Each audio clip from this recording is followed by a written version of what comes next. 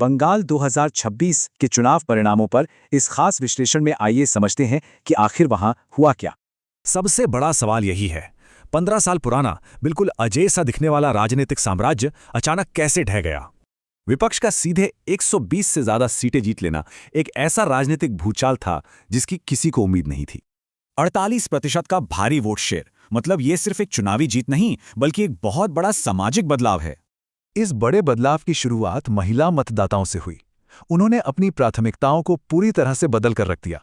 साफ मैसेज था, जब रोजमर्रा की सुरक्षा ही खतरे में हो तो सिर्फ वित्तीय सहायता से काम नहीं चलता। दर्दनाक त्रासदियों के बाद जनता का गुस्सा एकदम चरम पर था। लोगों ने खुद ही व्यवस्था बदलने की ठान ली। उदाहरण के लिए, न्याय मांग रही एक मां रत्ना देवनाथ ने दिग्गज राजनेताओं को बहुत भारी अंतर से हरा दिया। सत्ताधारी पार्टी का मजबूत आधार माने जाने वाले अल्पसंख्यक वोट बैंक में भी बड़ा और हैरान करने वाला बदलाव दिखा। युवा मतदाताओं ने पुरानी राजनीति को बिल्कुल नकार दिया। उन्हें अब अपने करियर और शिक्षा के लिए ठोस रास्ते चाहिए। इस चुनावी भूकंप को समझने के लिए देखना होगा कि आखिर प्रभावशाली भद्रलोक वर्ग ने अपना समर्थन क्यों बदला।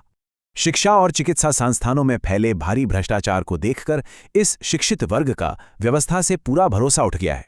क्षेत्रीय गौरव का पुराना नारा फेल हो गया। लोगों को समझ आ गया था कि उन्हें मजबूत अर्थव्यवस्था चाहिए। हाशिए पर रहे प्रमुख समुदायों ने भी सामाजिक सम्मान और बुनियादी अधिकारों की मांग के लिए एकजुट होकर वोट किया। दशकों का क्षेत्रीय तनाव गायब हो गया। पूरे राज्य के लोगों ने अपनी समाजू आर्थिक परेशानियों में एक जैसी समानता देखी। उपेक्षित उत्तरी जिलों और कुप्रबंधित दक्षिणी शहरों दोनों ने ही पूरी व्यवस्था को बदलने के लिए एक साथ वोट किया। जो लाखों प्रवासी मजदूर घर लौटे, उन्होंने रुकी हुई स्थानीय अर्थव्यवस्था देखी और तुरंत औद्योगिकरण की सख्त मांग की।